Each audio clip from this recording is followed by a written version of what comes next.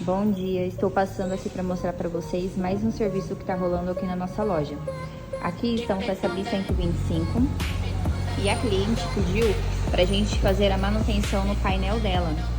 Estou mostrando aqui para vocês como que o painel dela tá bem apagado, mas não dá para fazer a leitura do painel.